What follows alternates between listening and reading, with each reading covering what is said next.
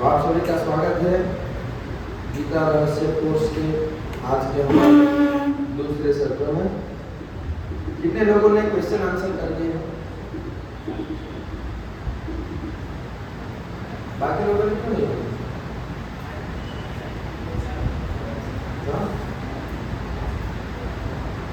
आपको मिले नहीं ऐसा तो नहीं था?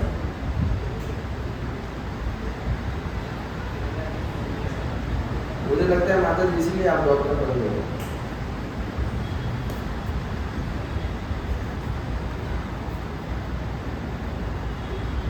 मतलब ये इसलिए है कि आप अच्छे से, ये बेसिक कोर्स है ना, तो ये सब चीजें आप अच्छे से जानेंगे।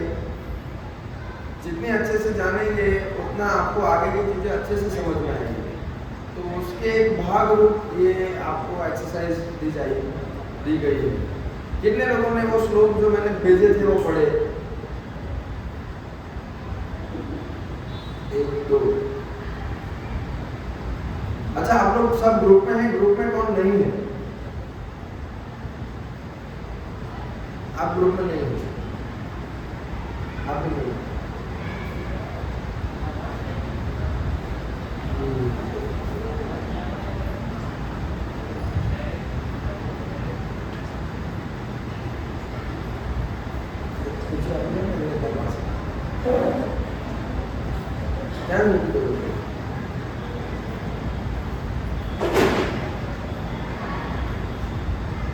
ठीक है, थोड़ा रिवीजन कर लेते हैं।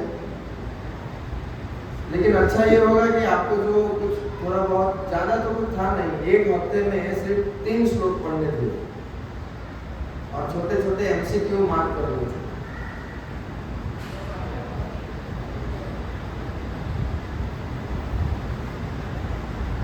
मतलब हम चाहते हैं कि जो हमारा आधार है भगवद गीता, बहुत स्ट्रॉन्ग बेस है ना हमारा। आज तक इससे ऊपर कुछ हुआ नहीं है। तो आप ऐसा कहो कल जाकर के कहीं कि हमने गीता रहस्य कोर्स किया, लेकिन क्या किया? तो आपको थोड़ा आना चाहिए। हमने तो पहले सेशन में ये बात भी कर डाली थी कि भगवान कहते हैं कि जो व्यक्ति यह ज्ञान दूसरों को बताता है वो भगवान का सबसे प्रिय हो जाता है। तो हम ठीक से नहीं जानेंगे तो कैसे बताएंगे?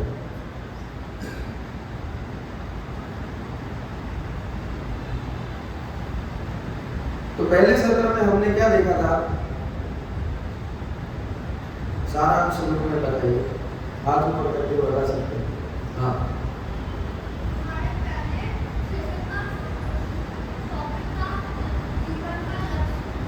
Very good.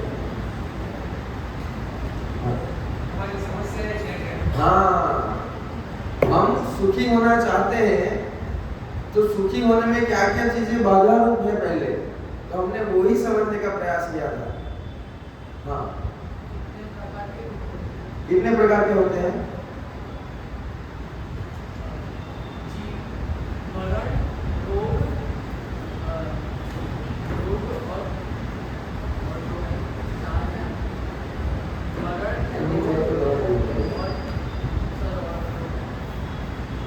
याद करो ना, पहले से पैदा हुए उस समय से याद करो।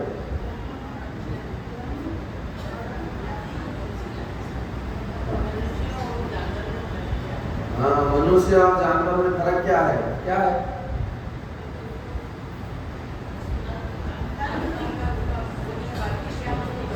बौद्धिक जिज्ञासा नहीं है। ब्रह्म जिज्ञासा पशुओं में नहीं होती, मनुष्य में ब्रह्म जिज्ञासा होती है। मैं कौन हूँ, भगवान कौन है, क्यों मैं नहीं चाहता हूँ फिर भी दुखी होता हूँ। Very good. और इसके अलावा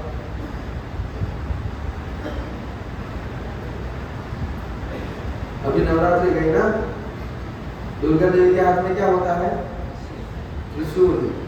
तो त्रिशूल क्या बताता है? भूल गए? जन्म मृत्यु जरा व्याधि ये हमारी वास्तविक समस्या है, लेकिन उसके अलावा भी हमें 3 प्रकार के क्या आते हैं? क्लेश, 3 प्रकार से कष्ट आते हैं। वो क्या क्या है?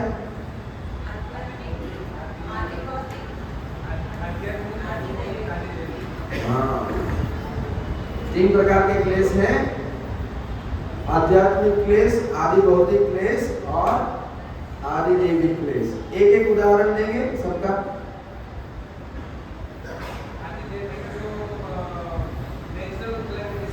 हाँ, 12 जानवर, वेरी गुड। और दूसरा? हाँ, अपने ही मन और शरीर से जो कष्ट आते हैं वो। उसके बाद आदि भौतिक, अन्य जीवों के द्वारा मच्छर काट जाते हैं, पड़ोसी परेशान करता है, बॉस परेशान करता है, बीवी परेशान करती है, बच्चे परेशान करते हैं, सब एक दूसरे को परेशान करते हैं। इसे क्या कहते हैं? आदि भौतिक क्लेश। तो हमने देखा कि मुख्य समस्याएं हैं जन्म, मृत्यु, जरा, व्याधि। तदुपरांत 3 प्रकार के क्लेश हैं और इन सब का हमने समाधान लाना चाहा। वैज्ञानिक लोग बड़े बड़े लेबोरेटरी में पीछे पड़े हैं, कुछ हेयर डाई बना लिए, कुछ फेस लिफ्टिंग कर लिया, दांत टूट गए तो जो क्या है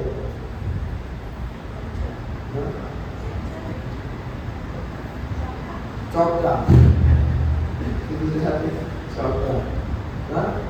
आर्टिफिशियल दांत डलवा लिए, सब कुछ हम करने लगे, लेकिन फिर भी जीवन तो सुखमय नहीं हुआ। तो ये तय हो गई बात कि साइंस एंड टेक्नोलॉजी से समस्याओं का वास्तविक रूप में समाधान होने वाला नहीं। तो आज हम देखेंगे कि फिर तो कैसे होगा, समस्याओं का वास्तविक समाधान कैसे हो सकता है। तो कोई भी ज्ञान को प्राप्त करने की 3 प्रकार की विधियां हैं।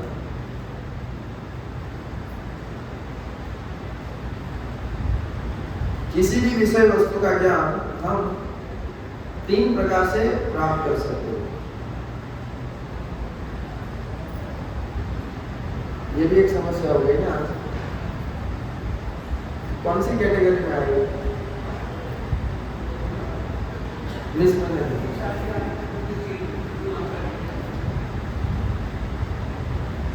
तो यहाँ एक चित्र है, एक हाथी का चित्र है, अनुमान कर लीजिए। आज की बात का ये भी एक विषय है। तो एक बार क्या हुआ, एक हाथी था और 6 अंधे लोग एक हाथी का अभ्यास कर रहे थे। हाथी क्या है वो जानने का प्रयास कर रहे थे। तो किसी ने सूंड पकड़ी थी, किसी ने हाथी के दांत पकड़े थे, किसी ने पांव पकड़े थे, कोई शरीर पर प्रयास कर रहा था, कोई पूंछ पकड़े था, किसी ने कान पकड़े था। तो ये 6 लोग अलग अलग प्रकार से हाथी को जानने का प्रयास कर रहे हैं। तो जिसने सूंड पकड़ी थी वो अंधा व्यक्ति हाथी के बारे में पूछेंगे तो क्या कहेगा? हाथी कैसा है? हाँ, कुछ बड़ा सा अजगर जैसा है, ऐसा लगता है, हाथी ऐसा होगा। किसी ने पांव पकड़ा है, वो क्या कहेगा? बड़ा सा खंभे जैसा है, हाँ, कोई बड़े पेड़ का तना जैसे, जो उसके शरीर पर जानने का प्रयास कर रहा है, वो क्या कहेगा? बड़ी मोटी सी दीवार है ना? ऐसे ही कोई जो दांत देख रहा है वो कहेगा कुछ नुकीला हथियार है। तो ऐसे सभी लोग हाथी को जानने का प्रयास कर रहे हैं। तो कोई कह रहा है कि नहीं, हाथी मतलब ये, कोई कह रहा है हाथी मतलब अजगर जैसा हो, कोई कह रहा है हाथी मतलब मोटी सी दीवार। तो तब क्या होता है, एक समझदार व्यक्ति वहां आता है और वो लोग ऐसे ही आपस में लड़ झगड़ रहे हैं। तो वो व्यक्ति तो दृष्टि संपन्न था, देख सकता था। तो उसने फिर क्या किया, उन 6 लोगों को एक साथ बिठाया और समझाया कि देखो भाई, आप सब लोग अपने अपने जगह पर सही हो, आपका जो हाथी का ज्ञान है वो सही है, लेकिन वो ही पूर्ण नहीं है। हाथी एक ऐसा पशु है जिसकी लंबी सी सूंड होती है जो आपको अजगर जैसी लगेगी। हाथी के बड़े बड़े खंबे जैसे, पेड़ के टहने जैसे पांव होते हैं। हाथी का बड़ा सा मोटा सा पेट होता है, उसकी रस्सी जैसी पूंछ होती है, उसके नुकीले औजार जैसे दांत होते हैं। तो ये पूरा मिला करके जो होता है वो एक हाथी बड़ा सा पशु है। तो हम सब लोग भी क्या है, कोई भी विषय वस्तु के बारे में जानते हैं, लेकिन कैसा, आधा अधूरा।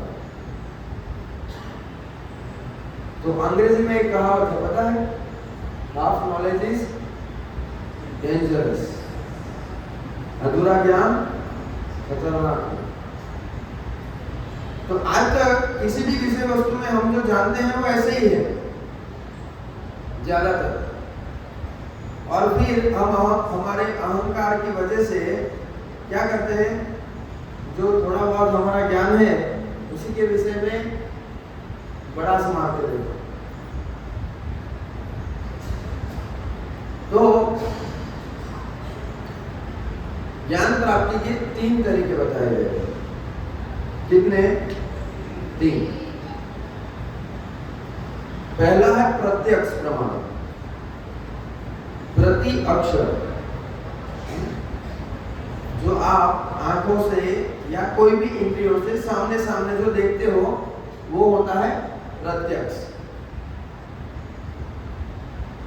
दूसरा है अनुमान प्रमाण, मतलब हमने पूर्व में कोई अनुभव किए थे, प्रत्यक्ष देखने वाले, सुनने वाले, सूंघने वाले, जो भी, उसके आधार पर हम क्या करते हैं, अनुमान लगाते हैं। इसे कहते हैं अनुमान प्रमाण। और तीसरा होता है शब्द प्रमाण। शब्द प्रमाण यानी कोई प्रामाणिक स्रोत से सुनकर, ऑथोरिटेटिव नॉलेज, इसे कहते हैं शब्द प्रमाण। तो आज हम इन तीनों जो प्रमाण है उसके विषय में जानने का प्रयास करेंगे। उनकी क्या क्या ड्रॉबैक्स हैं, कैसे हम इन तीनों पद्धतियों के द्वारा ज्ञान प्राप्त कर सकते हैं। तो प्रत्यक्ष प्रमाण कहाँ तक कारगर है? हम हमारी आंख से कितना देख सकते हैं? मान लीजिए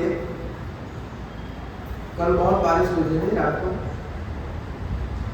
तो लाइट चली गई हो। कितने लोगों के यहाँ लाइट चली गई थी रात को? किसी ने देखा नहीं? मान लो लाइट चली गई है और ऐसे अंधेरे में बहुत बारिश की, बादल की गुंजाहट है और ये सब माहौल है, और आपके घर में ही कहीं रस्सी पड़ी थी और या फिर ये कंप्यूटर का वायर था और आपने उसे देखा नहीं और आपके पाँव के नीचे आ गया, आप क्या करोगे? हाँ? साम। मतलब हमारी दृष्टि कहां तक हम उसके ऊपर विश्वास कर सकते हैं। हमें सूर्य कितना दिखता है?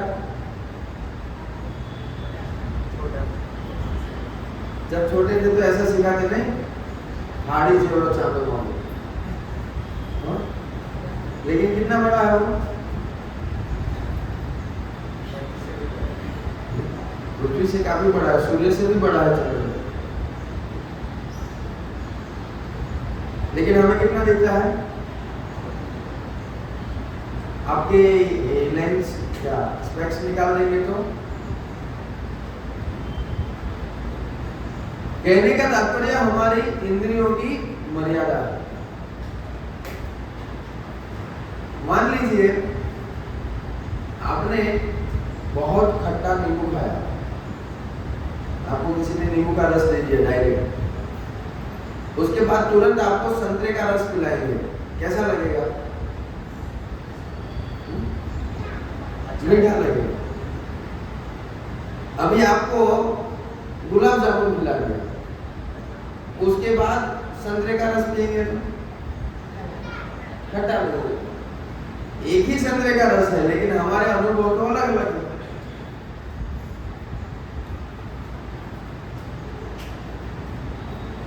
एक कांच के ग्लास में यहाँ पानी भरा है, उसके अंदर में पेन डालो, आप देखोगे तो क्या देखोगे? कैसे दिखेगी? टेढ़ी टूटी हुई दिखेगी। क्या टूटी हुई है? मतलब कहने का तात्पर्य हम जो देखते हैं वो रियलिटी नहीं होती। आप कभी ट्रेन की पटरियों पे खड़े हुए ऐसे देखा है? दूर तक ट्रेन की पटरियों को देखा? क्या होता है आगे जाके? मिल जाती है।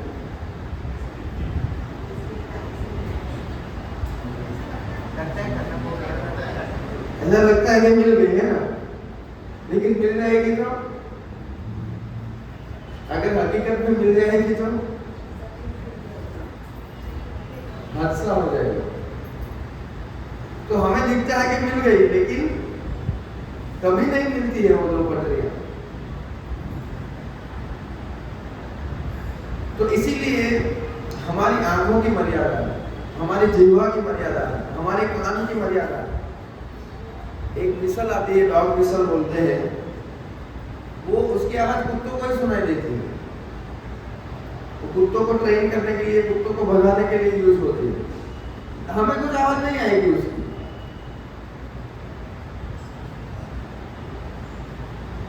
आप में से कितने लोगों ने एक्सरे देखे हैं? सही पता है। एक्सरे देखे हैं कि एक्सरे की फिल्म देखी?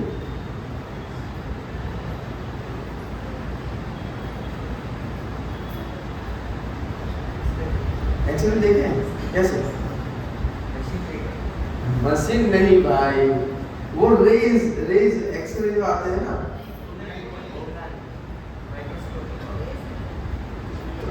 मैं तो वही तो पूछ रहा हूँ। वो कभी नहीं देख सकते हम, वो हमारी आंखों की रेंज के बाहर की बातें हैं। ऐसे ही सुनना हो गया, देखना हो गया, हमारी सारी इंद्रियों की क्या है? मर्यादा। तो मर्यादित इंद्रियों से हम कोई भी परफेक्ट चीज को कभी नहीं जान सकते। आप में से कितने लोगों ने कैलिब्रेशन ऐसा शब्द सुना है? सब इंजीनियर लग रहे हैं। क्यों कैलिब्रेशन क्यों करना पड़ता है?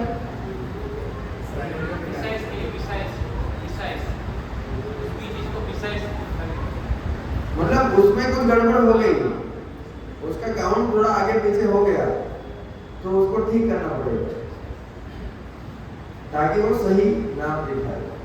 इसका अर्थ क्या है? हमने जो मशीन बनाई वो इम्परफेक्ट है। इम्परफेक्ट सेंसेस से, इन मतलब अपूर्ण इंद्रियों से जो भी हम काम करेंगे उसमें त्रुटि होने वाली है। समझ में आ रहा है मैं कहते हैं? हम जो भी कार्य करते हैं, चलो हमने बहुत अच्छी मशीन डेवलप कर ली, लेकिन उसमें भी हमने प्रयोग किसका किया? हमारी इंद्रियों का। तो इसी वजह से उसमें कुछ ना कुछ त्रुटि रहेगी। तो ये अलग अलग हमारी जो इंद्रियां हैं उनकी मर्यादा है। आंख की मर्यादा है, कान की मर्यादा है, नाक की मर्यादा है। कुत्तों का इस्तेमाल सिक्योरिटी या पुलिस वाले चोर को पकड़ने में करते हैं, और हमें कुछ छोटा मोटा इन्फेक्शन हो जाए तो हमारी ग्रहण इंद्रिया काम करना बंद कर देगी, हमें पता नहीं चलेगा क्या है, स्मेल नहीं आएगी। तो इन सब मर्यादित इंद्रियों की होने की वजह से प्रत्यक्ष रूप से जो हम देखते हैं, सुनते हैं, उससे हम कभी परफेक्ट चीजें नहीं समझ सकते। उसके अतिरिक्त हम सब जितने भी हैं मनुष्य, उनकी 4 डिफेक्ट हैं। वो 4 त्रुटियों के साथ ही हम जन्मे हैं। तो पहला तो हो गया हमारी इंद्रियों की मर्यादा है। दूसरा है कि हम भ्रमित होते हैं, जैसे मैंने वो सांप वाला एग्जाम्पल दिया। कई बार आप हाईवे पे चलते हैं तो क्या होता है? पानी दिखता है। अभी तो रियल में पानी हो सकता है, लेकिन गर्मियों में पानी का भ्रम होता है, मानसून में पानी नहीं। ऐसे ही कुछ ऐसे पेंटिंग्स आजकल बनते हैं जो आपको ऐसा लगता है कि वो 3D पेंटिंग है, लेकिन ऐसा नहीं होता है। आजकल ऐसे बहुत भ्रमित करने वाले एडवर्टाइज वाले क्या करते हैं? कोको कोला पी लो, सब कुछ भूल जाओगे आप।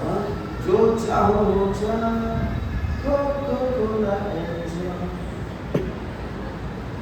कितने लोगों ने कोका कोला पिया? कुछ हुआ ऐसा? ये सब भ्रम है। तो पहला है हमारी इंद्रियां मर्यादित है, दूसरा है हम भ्रमित होते हैं। अभी के समय में पूरी दुनिया एडवर्टाइज के भ्रम से ही चल रही है। तीसरा है हम गलतियां करते हैं। कोई ऐसा है जिसने गलती नहीं की, तो हाथ खड़े करने की गलती कर रहा है।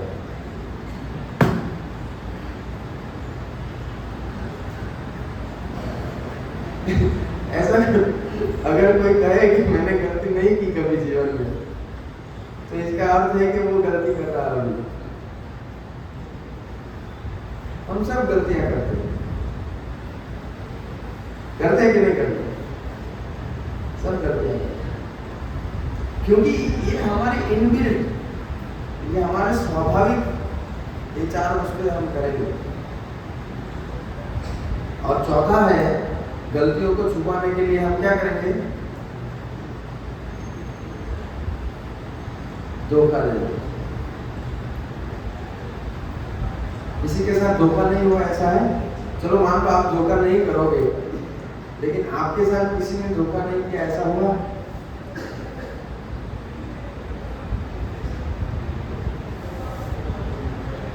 है कोई जो कभी किसी ने उसके साथ चीटिंग नहीं हुई हो?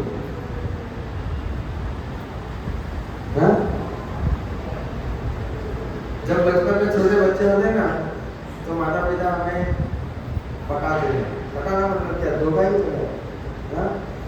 कहीं जाना होता है, बच्चे को भेजना नहीं होता है, तो ऐसे ही कुछ बातें बनाएंगे, तो धोखा के लिए ना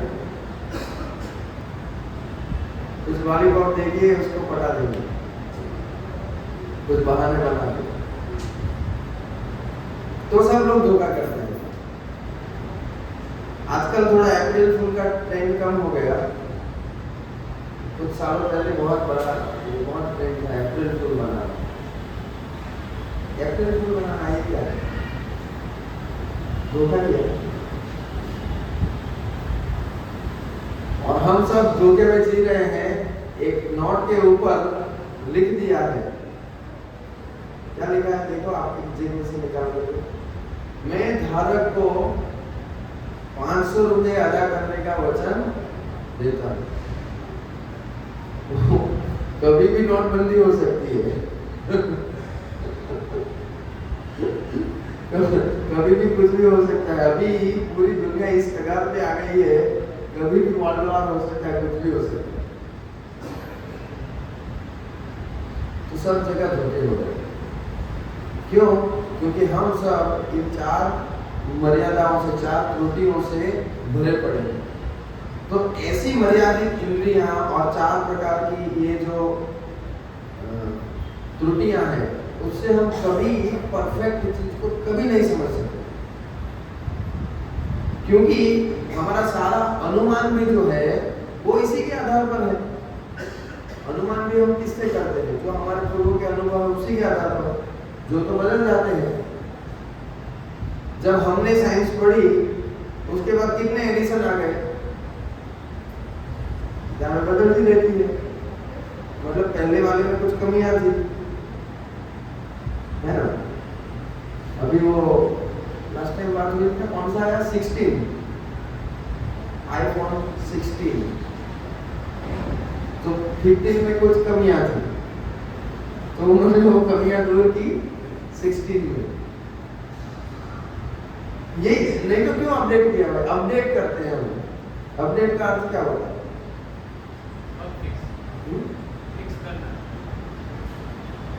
मतलब पहले कुछ सही नहीं था जो अभी सही किया।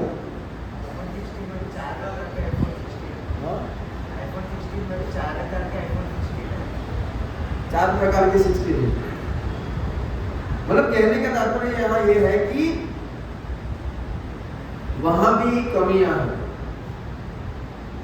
इसीलिए उसको अपडेट करना पड़ता है। तो इसीलिए जो प्रत्यक्ष प्रमाण और अनुमान प्रमाण से जो जानने की जो विधि है, उसमें हमेशा हम इम्परफेक्ट ही रहेंगे। जैसे वैज्ञानिक लोग टेलीस्कोप बनाए, किसके लिए? किसके लिए बनाया?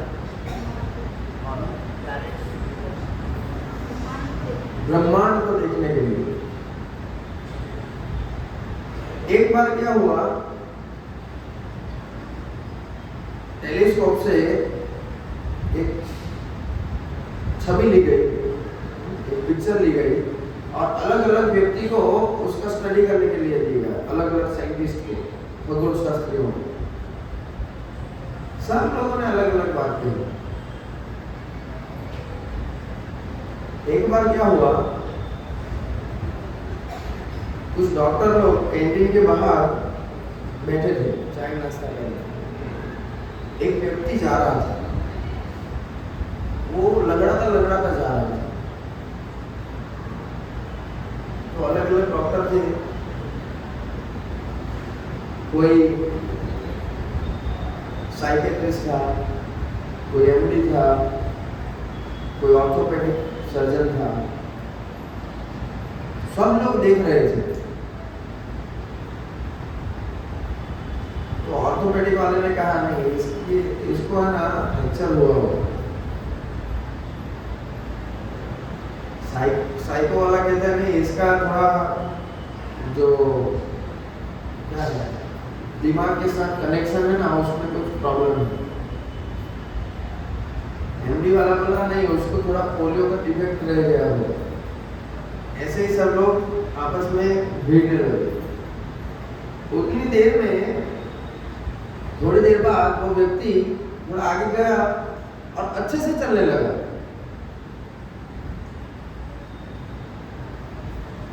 ऐसा कैसे? ऐसा कैसे हुआ?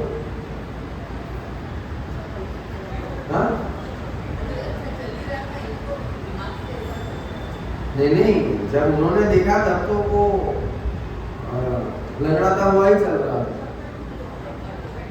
हाँ, बहुत धूप थी और उसने चप्पल नहीं पहने थे और वो तार के रोड पे बहुत गर्म लग रहा था उसको।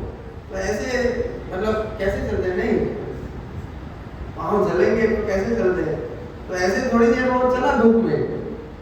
तब तक इन लोगों ने क्या क्या अनुमान लगा दिए जिसमें जो खोपड़ी में भरा हुआ था उसी के अनुसार सारा अनुमान लगा लगाई।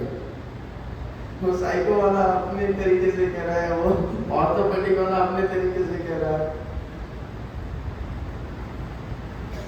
तो हम हमारी अमर्यादित इंद्रियों से और अनुमान से कभी भी परफेक्ट बातों को नहीं जान सकते। ये तो हो गई ग्रॉस बातें, और हम तो कह रहे हैं परलोक की बात। हाँ? तो फिर इससे कैसे काम चलेगा? तो ऐसा हमने देखा है हिस्ट्री में, बहुत सारे साइंटिस्ट लोगों ने हमें उल्लू बनाया। पहले कह के हम बंदर की औलाद हैं। आज अभी कितने लोग मानते हैं हम बंदर की औलाद हैं? हम मानते हैं? कैसे? टीचर ने एक्सप्लेन किया ना, वही तो समस्या है। हमने क्या मतलब हमारे साथ क्या धोखाधड़ी हुई है? सबसे बड़ी धोखाधड़ी यही हुई, हमको ये चश्मा पहना दिया गया। शास्त्रों में जो है वो फालतू है, उस पर कभी विश्वास मत करो।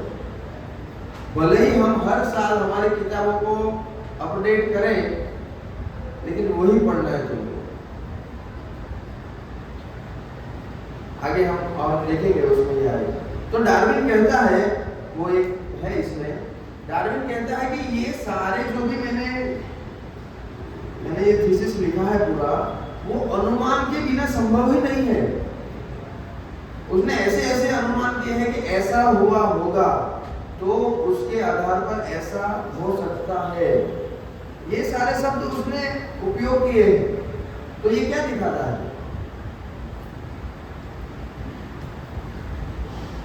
ये क्या दिखाता है? इम्परफेक्ट।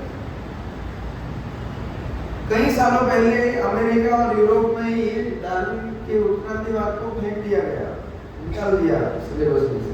लेकिन हम अभी भी शायद पढ़ रहे हैं, मुझे पता नहीं, अभी तो बहुत साल हो गए।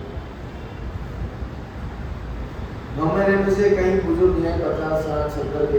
किसी बंदर को देखा आपने कि वो बंदर इंसान बन गया? किसी हिरण को देखा कि वो जिराफ बन गया? मतलब ऐसी फालतू लॉजिक। कोई बच्चा भी, ये बच्चा है ना बहुत होशियार है, उसको मैं ऐसी बात करूंगा ना, चलो अभी मैं कहता हूँ उसको कि हिरण में से जिराफ बन गए। कैसे बने? क्योंकि जमीन पर घास नहीं थी, तो घास खत्म हो गई जमीन पे, तो फिर वो पेड़ खाने के लिए अपना मुंह लंबा करते करते करते जिराफ बन गए। ऐसा हो सकता है?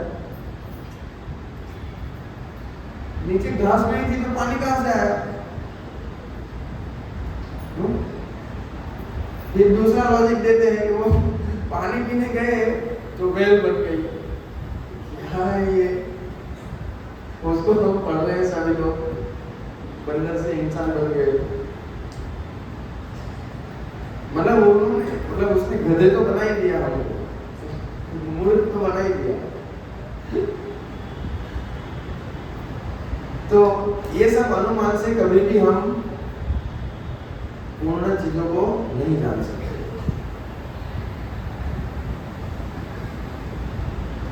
तो फिर कैसे जानेंगे? कोई और उपाय है? एक बच्चा, छोटा बच्चा है, जानना चाहे कि उसके पिताजी कौन हैं, कैसे अलग अलग तरीके से जान सकता है?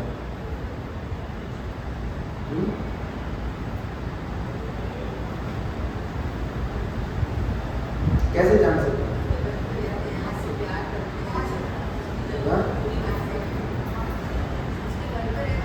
माता जी तो पढ़े लिखे भी नहीं है। हाँ, उनको पढ़ना नहीं आता है, लेकिन देखो बुद्धि काम करती है। माँ से पूछ लो। लेकिन आजकल के बुद्धिमान क्या कहते हैं? डीएनए टेस्ट करवाएंगे।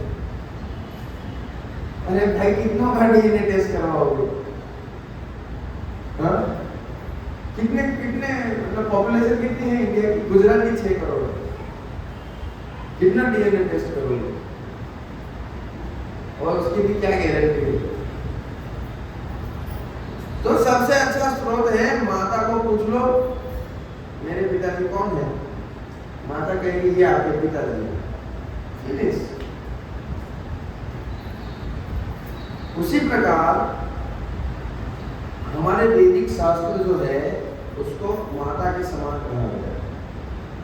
भगवान ने सारी जानकारी वेदों के माध्यम से हमको दी हुई है। तो आप कहेंगे भाई वेद लिखे किसने? वो भी तो एक परफेक्ट होगा। नहीं, ऐसा नहीं। वैदिक ज्ञान जो है वो सुन करके प्राप्त किया जा सकता है।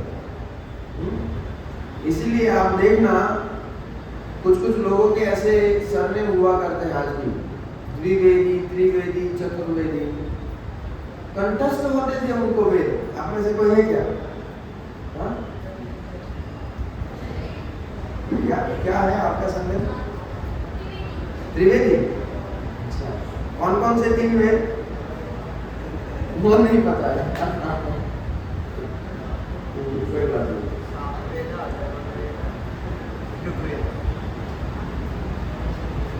कोई बात नहीं।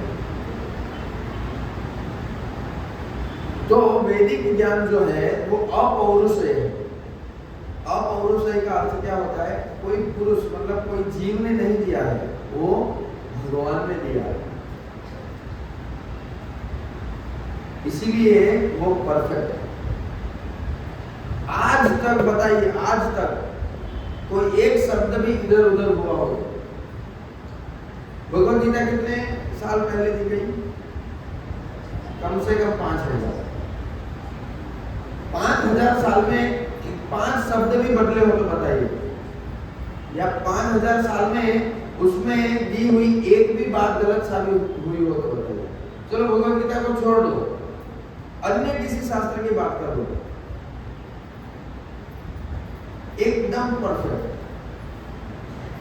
साइंटिस्ट लोग आज ये वो टेलीस्कोप ये वो करके बताते हैं, हाँ अभी सुना क्या लूनर इक्लिप्स होगा, सूर्य ग्रहण होगा, चंद्र ग्रहण होगा। अरे हमारे पंडित लोग ऐसे ही गिनती करके बता देते थे, एकदम परफेक्ट। कैसे? वैदिक कैलकुलेशन से। खगोल शास्त्र ले लो, चाहे आप शिल्प कला ले लो, चाहे आप आयुर्वेद ले लो, चाहे आप कोई भी ले लो। श्रीमद् भागवत के 3रे स्कंद में पूरा एम्ब्रियोलॉजी गर्भ का विज्ञान बताया गया है, कैसे कैसे शिशु का विकास होता है, कितने दिन में उसके नाखून आएंगे, कितने दिन में हाथ पांव आएंगे, कितने दिन में वो हलन चलन करेगा। अरे यहाँ तक कि बिना सोनोग्राफी के वो वहां हम ये भी जान सकते हैं कि ये मेल बॉडी होगा या फीमेल बॉडी होगा। इतना सटीक है। कोणार्क में गए? कोणार्क सन टेम्पल देखा किसी? सूर्य मंदिर, वहां पूरा सूर्य देव का रथ है। एक्चुअली हमारे लिए वो पत्थर जैसे है, लेकिन आज भी उसकी जो कैलकुलेशन है 1 सेकंड भी इधर उधर नहीं होगी। वहां जितना समय हुआ होगा उतने ही पे परछाई गिरेगी। इतना परफेक्शन कैसे? हमारे मंदिर में वो घड़ी लगी है ना, उसको बार बार कैलिब्रेट करना पड़ता है। 2-3 मिनट टाइम आगे पीछे हो जाता है कुछ महीनों बाद। तो वैदिक ज्ञान जो है वो परफेक्ट है, कोई इधर उधर नहीं हुआ है उसको, हजारों सालों से, युगों से। क्यों? क्योंकि वो अपौरुषेय है, भगवान के द्वारा दिया गया है और शाश्वत है। ऐसा नहीं कि 5000 साल पहले आया। भगवान कह रहे हैं भगवत गीता के 4 अध्याय में, यही ज्ञान मैंने सूर्यदेव विवस्वान को दिया था।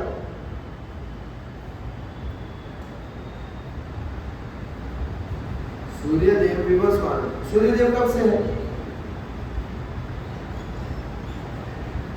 भगवान सूर्य नारायण कब से है?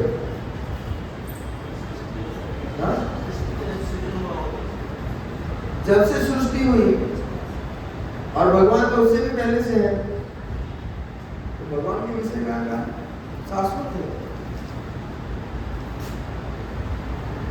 तो आप कहेंगे प्रभु जी आप इतनी बड़ी बड़ी बातें कर रहे हो, हाँ कौन का सूर्य मंदिर या ये वो, अगर इतना ही परफेक्ट था तो क्यों कहाँ चला गया वो? तो अंग्रेजों ने बहुत ही योजनाबद्ध रूप से, सिस्टमेटिक रूप से हमें हमारे इस वैदिक ज्ञान से विमुख किया। पहले तो उन्होंने सारे गुरुकुल को नष्ट कर दिया, सारे ब्राह्मणों को, पूरी सिस्टम को नष्ट कर दिया, और स्वयं क्या किया, वाराणसी या इत्यादि जगहों पर इन वैदिक शास्त्रों का अभ्यास किया। क्यों किया? गलत तरीके से दिखाने के लिए। कई बार ऐसा होता है ना, हम कुछ स्टडी करते हैं उसको गलत ठहराने के लिए, और फिर जहां जहां उनको कुछ प्राप्त करना था वहां उन्होंने अपना नाम ठोक दिया। एक प्रभु जी है, उन्होंने बहुत ऐसा सब रिसर्च किया, स्टडी किया। तो एक पोर्शन है वेदों में जिसे कहते हैं साल्व सूत्र। साल्व सूत्र में बहुत सारे ऐसे सूत्र दिए गए हैं, उसमें से एक है a² + b² = c², जिसे हम क्या कहते हैं? पाइथागोरस। वो चोर का नाम था पाइथागोरस, लेकिन वो चोर महान बन गया। ऐसे कई सारी बातें हैं। ये चैनल ना हमको नहीं बैठे, ये चैनल मतलब ये चैनल देखें,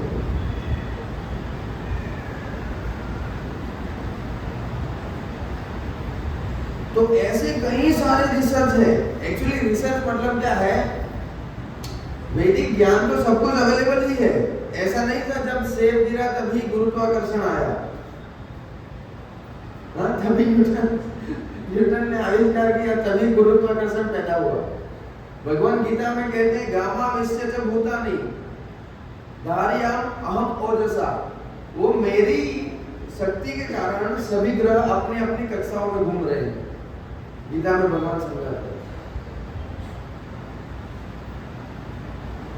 तो क्योंकि हमारे अंदर 4 डिफेक्ट है ना, धोखा देना, धोखाधड़ी हो गई हमारे साथ।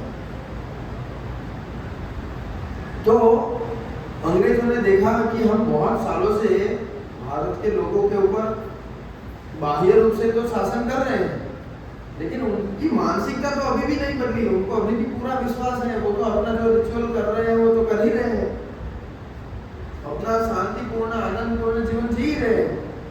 तो क्या करो, उनका उसमें से विश्वास हटा दो। ऐसा कुछ करो कि वो अपनी पद्धति को, अपने शास्त्रों को, अपनी संस्कृति को छोड़ दे। मैं वो लेटर अभी नहीं दिखा सकता आपको, लॉर्ड को कहेंगे मैकोले ने एक सर्वे किया और इंग्लैंड की गवर्नमेंट को भेजा। उसमें वो कहता है कि मैं पूर्व से पश्चिम, उत्तर से दक्षिण पूरा घुमा, मुझे एक भी व्यक्ति इलिटरेट नहीं दिख रहा है, और इन लोगों की मोरालिटी इतनी साउंड है। मतलब ये लोग, मान लो किसी का सोने का हार गिरा हुआ है तो उसकी ऐसी मानसिकता नहीं है कि इसको मैं छुपा लूं या ले लूं। ऐसे लोग हैं। और मैं मैं ये 100% कहता हूँ कि ये क्यों है, क्योंकि इनकी जो एजुकेशन सिस्टम है वो बहुत तगड़ी है। तो यदि हम चाहते हैं कि हम इनके ऊपर हकीकत मतलब वास्तविक रूप से शासन करें, तो हमें क्या करना होगा, ये रीढ़ की हड्डी है, बैकबोन, उसको तोड़ना होगा। और बाद में जा करके ये इंट्रोड्यूस किया गया, बाय फोर्स भी किया गया और अलग अलग तरीकों से किया गया। बहुत रेयर कोई भारत में मांसाहार करता था या शराब पीता था, बहुत रेयर, मतलब वो उसको आउटकास्ट, गांव से बाहर कर दिया हो ना, ऐसा कोई व्यक्ति होता है। लेकिन जैसे हमारे अंबानी साहब ने क्या किया, अरे डेटा यूज करो फ्री में, कैसे यूज किया हमने, अरे दिन रात यूज किया, अभी लत लग गई।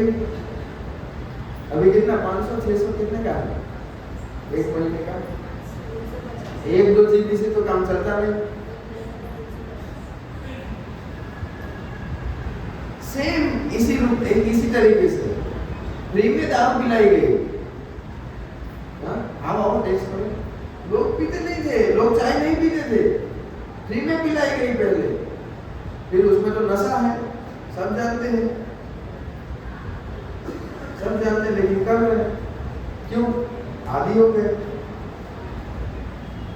तो इसके ऊपर पूरा 2-4 घंटे का प्रवचन भी किया जा सकता है, लेकिन कहने का तात्पर्य कि हमें जो भी उनका षड्यंत्र था उसमें हम फंस गए, लेकिन अभी लोग जागरूक हो रहे हैं, अभी जागरूकता आ रही है। तो हमें सार रूप में इतना जानना चाहिए कि वैदिक शास्त्र बहुत बड़ा है और उसको प्राप्त करने की एक सिस्टम है जिसे कहते हैं गुरु शिष्य परंपरा। भगवान गीता के 4थे अध्याय में बताते हैं अर्जुन को, मैंने कहा ना अभी आपको कि अर्जुन को भगवान कह रहे हैं कि मैंने ये ज्ञान सूर्य देव को दिया। तो अर्जुन को संदेह होता है, भाई मैं कैसे मान लूं कि सूर्य देव को दिया, सूर्य देव तो अनादिकाल से है, सृष्टि से सृजन से है, और आप में तो एक हम उम्र है अर्जुन और भगवान, तो मैं कैसे मान लो आपने उनको ये नॉलेज दिया। तब भगवान प्रस्तावित करते हैं, क्योंकि मैं भगवान हूं इसलिए मुझे सब कुछ याद रहता है, क्योंकि तुम जीव हो इसीलिए तुम भूल जाते हो। और ये जो ज्ञान है वो गुरु शिष्य की परंपरा से प्राप्त होता है। एवं विवस्वते योगम प्रोक्तवानम अव्ययम विवस्वान मनवे प्राह मनोरिक्सवाक्य अब्रवीत। सूर्यदेव विवस्वान ने मनु ने इक्ष्वाकु को, और ऐसे परंपरा से ये ज्ञान आता है। इसी प्रकार भगवान कहते हैं अर्जुन से नई परंपरा का प्रारंभ हुआ और आज वो परंपरा चली आ गई। तो हम जो ये ज्ञान, जो मैं कुछ बोलने का प्रयास कर रहा हूं यहाँ, वो ब्रह्म मध्व गौड़ीय संप्रदाय 4 शाखाएं हैं। भगवान ने 4 अथॉरिटी नियुक्त किए, 4 व्यक्तियों को ये ज्ञान दिया। एक है लक्ष्मी जी, दूसरे हैं शिव जी, तीसरे हैं ब्रह्मा जी, और चौथे हैं 4 कुमार ब्रह्मा जी के मानस पुत्र। तो ये 4 मुख्य अथॉरिटी है जो भगवान से सीधे ये ज्ञान प्राप्त करती है। तेन ब्रह्म हृदय आदि कवये, भगवान ने ये ज्ञान कहाँ दिया, ब्रह्मा जी के हृदय में। फिर ब्रह्मा जी ने नारद मुनि को दिया, नारद मुनि ने व्यास देव को दिया, फिर व्यास देव ने देखा कि कलियुग के लोग कैसे मंद बुद्धि वाले होंगे, मंदा सुमंद मतयो मंद भाग्या ही उपद्रविता। तो इसलिए भगवान अपना एक विस्तार किए व्यासदेव के रूप में और सारे वैदिक शास्त्र को लिखा।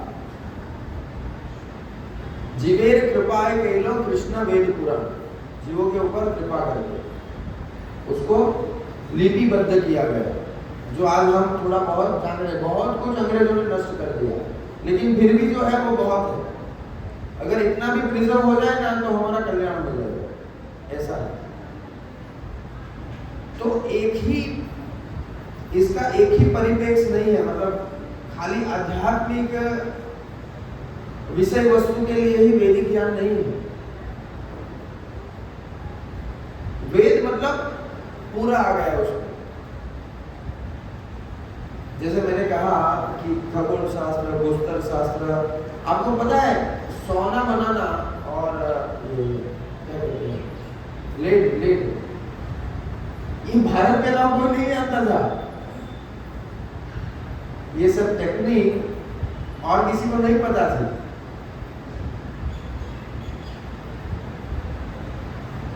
तो आप देखिए, इसीलिए अभी भी जो पहले के कुछ स्ट्रक्चर बने हुए हैं, जैसे वो दिल्ली में है ना, क्या कहते हैं लोह स्तंभ नहीं जानते, वो भी तो सब ऐसा ही है, लेकिन मैं मेट्रोलॉजी की बात कर रहा हूँ। वो ऐसा बनाया, आज भी उसको जंग नहीं लगता। ऐसा कैसा लोहा बनाया है? ऐसी तो कई सारी बातें हैं। वो स्ट्रक्चर जो बने हैं पहले से, उसका अभ्यास करने में भी आज के सिविल इंजीनियर और आर्किटेक्ट अपना दिमाग सारे मिलकर लगा दे तो भी नहीं कर सकते। सोचो कितना एडवांस होगा वो हर क्षेत्र में। आयुर्वेद ले लो, आजकल आयुर्वेद का भी बहुत प्रचलन चल रहा है। काऊ प्रोडक्ट्स का भी बहुत प्रचलन चल रहा है। अरे ये हमारे पूर्वज लोग यही यूज करते थे, मरते दम तक 32 ही सांस लेकर मरते थे। और आज आप कह रहे हो कि हमारे कोलगेट में नीम डाला है, चारकोल डाला है, सॉल्ट डाला है। कितना बेवकूफ बनाया हमको बोलो। पहले तो दातुन छुड़वा दिए क्योंकि वो फालतू का सड़ा गला कोलगेट दिया, और अभी बोलते हैं कि अभी कोलगेट में ये डालो तो अच्छा होगा। लेकिन आज भी हमें दातुन करने में ऐसी हीन भावना होती है। पिछले लोग दातुन करते हैं, ऐसा लगता है। कोई भी आप ट्रेडिशनल चीज आप देखोगे ना, ऐसे क्या धोती कुर्ता अनपढ़ गलत लगता है। तो बहुत बड़ा आयाम है, एक ही नहीं है। हर परिप्रेक्ष्य में वैदिक नॉलेज इतना ही कारगर है। लेकिन कम से कम सार रूप में हमें भगवत गीता समझनी चाहिए। क्या कहा है शास्त्रों में?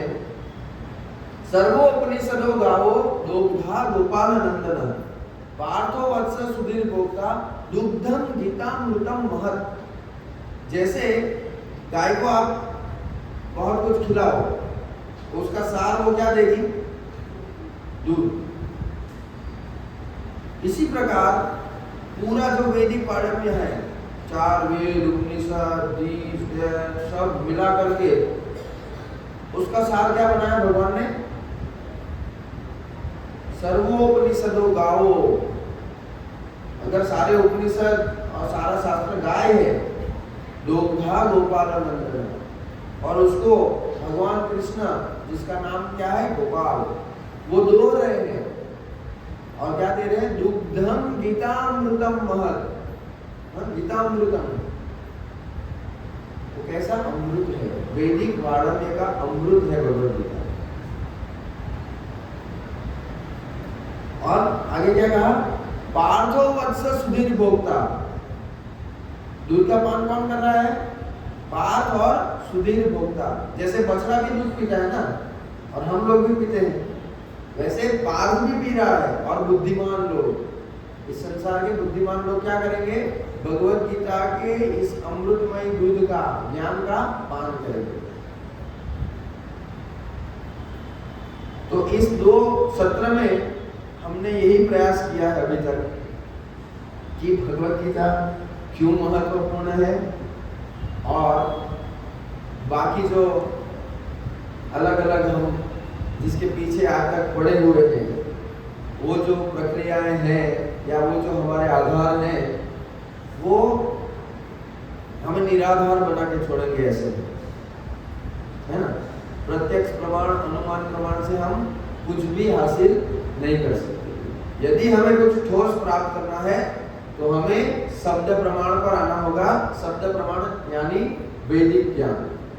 और कम से कम बहुत कुछ हम न भी जान पाए, लेकिन ये दुर्लभ मनुष्य जीवन में कम से कम भगवत गीता सार रूप जान लिया तो वो भी बहुत बड़ा अचीवमेंट होगा। तो आने वाले सत्रों में अभी हम गीता में प्रवेश करेंगे, गीता के विषयों में प्रवेश करेंगे। विशेष रूप से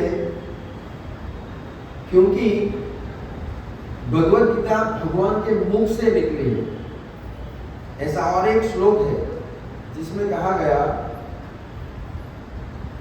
मल निर्मोचनम पुंसाम जल स्नानम दिने दिने।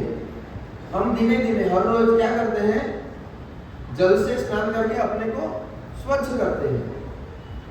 सकृत गीतामृतम स्नानम संसार मलनाशनम। लेकिन एक बार भी कोई भगवत गीता रूपी गंगा जल में स्नान कर ले तो वो जन्मों जन्मांतर की मलिनता से मुक्त हो जाए। गंगा भगवान के चरणों से निकली है।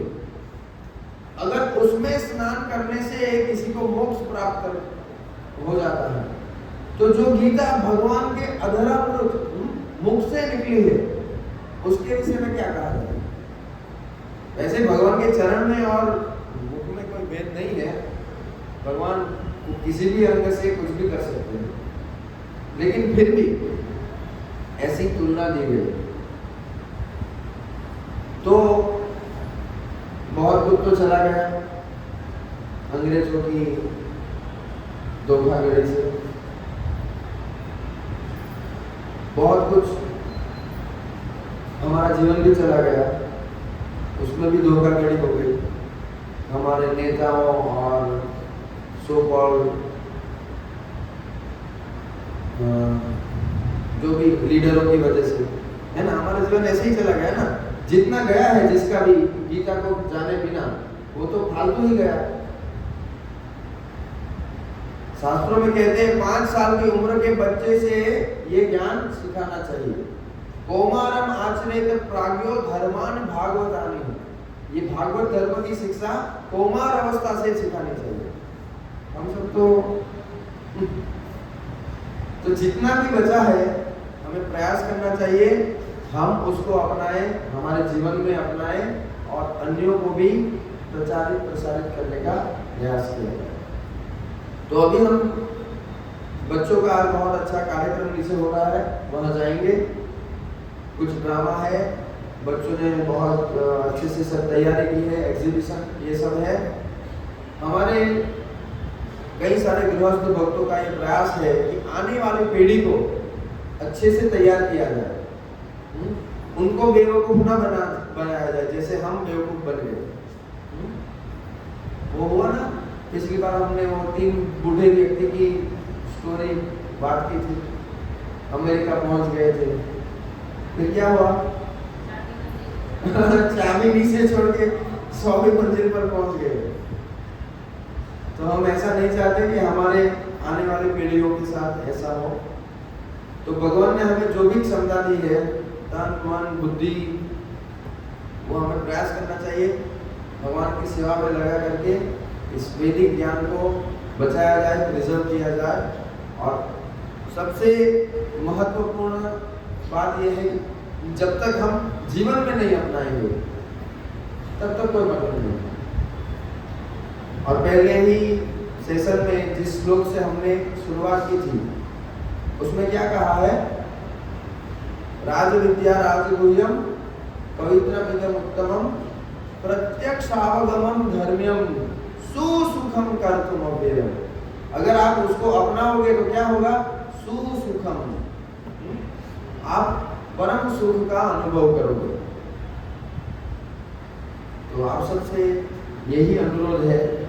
हमें पता नहीं और परिचय बढ़ेगा, अगली बार से हम छोटे छोटे ग्रुप बनाएंगे जिसमें हम मतलब वही प्रभु जी या जो वरिष्ठ है वो आपका संपर्क करेंगे और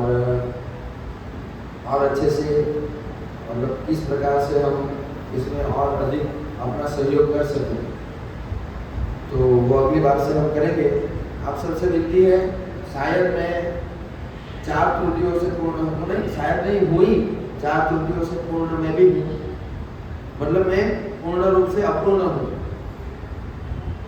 मेरी इंद्रियों की भी मर्यादा है, मैं भी भ्रमित होता हूँ, हाँ, मेरे साथ भी धोखाधड़ी हो जाती है, और उसको छुपाने का प्रयास ज़्यादा नहीं करता हूँ, तो है वो है।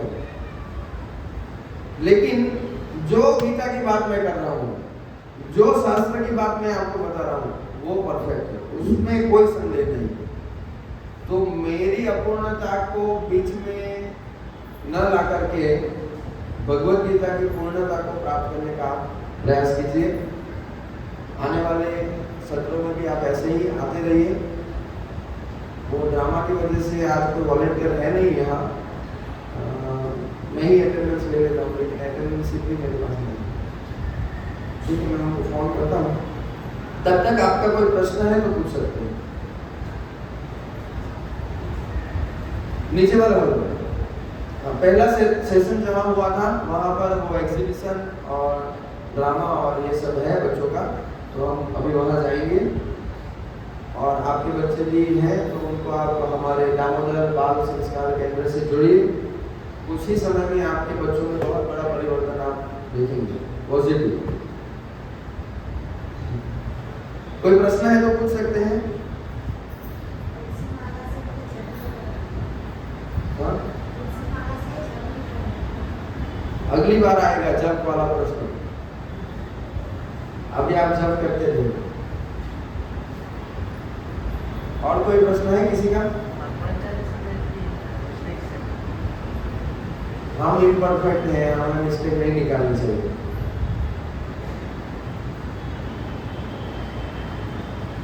और कोई? सब समझ रहे हैं? हाँ, साधु में बता दीजिए फटाफट, आज हमने क्या देखा। ज्ञान प्राप्ति के 3 तरीके कौन कौन से हैं?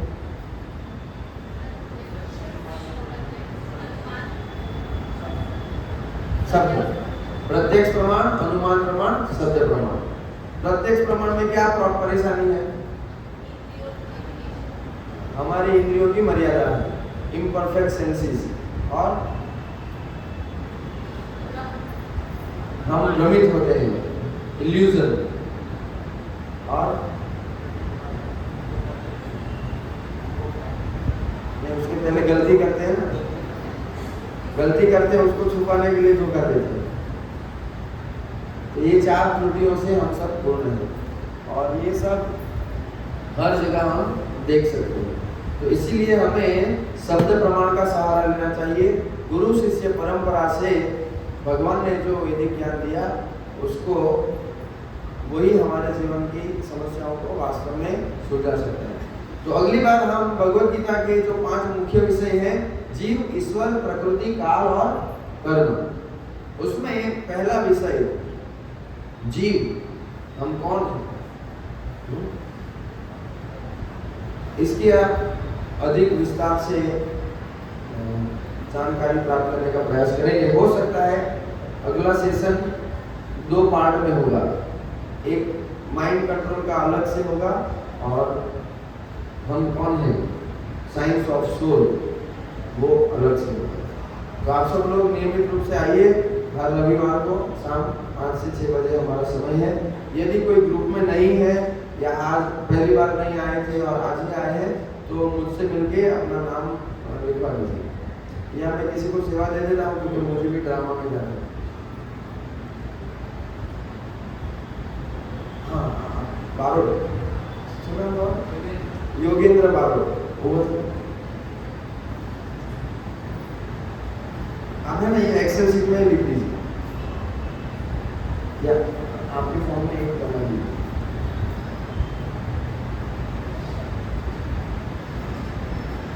ठीक है, सबको कोई असहमति नहीं है? आपको डाउट है तो प्लीज रेज योर हैंड, या पर्सनली भी मिलके पूछिए, मुझे मैसेज कर दीजिए, है ना।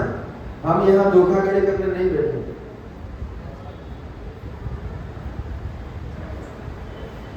श्रीमद् भगवद गीता की जय। श्रील प्रभुपाद की जय। धन्यवाद। हरे कृष्ण।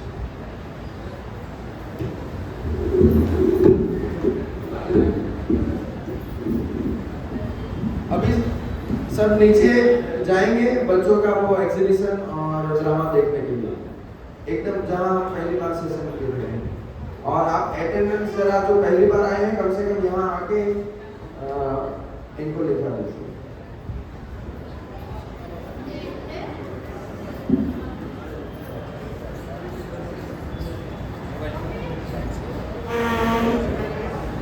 लाइए ऐसा कि मुझे भी बता दे जल्दी हो।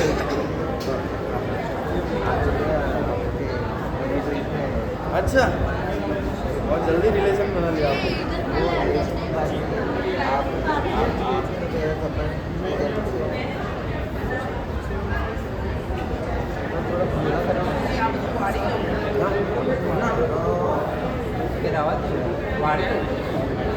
వాటిలో బేజమన్న హతలే બીજા મને પણ લખાવી શકે। પ્રભુજી મેરા નંબર लिख બોલો તમે। મમતા 848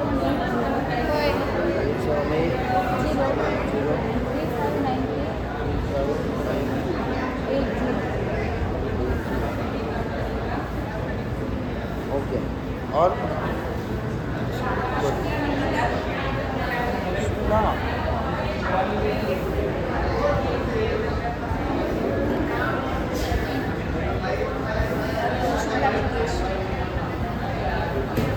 निमिता विकेश ऐसा लिखिए। निमिता विकेश आपका नंबर या प्रभु जी का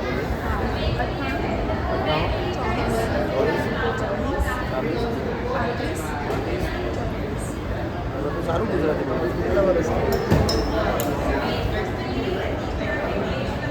તમારું શું છે?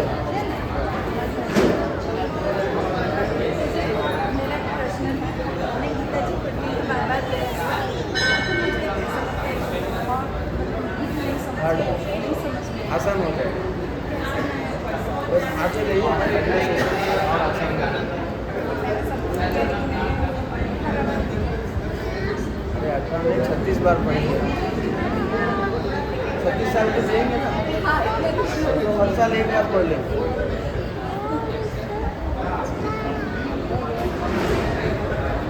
नीचे नीचे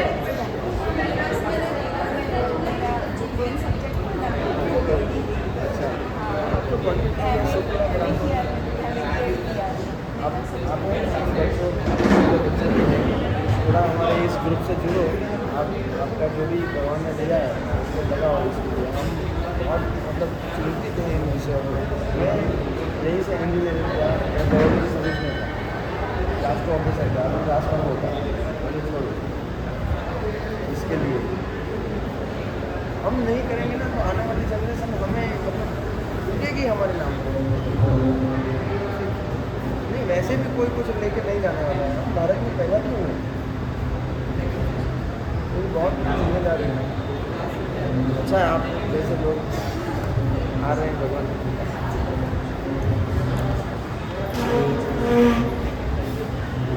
प्रियांशु आप आ गए? कब आ गए? हरे कृष्णा। अरे अरे अरे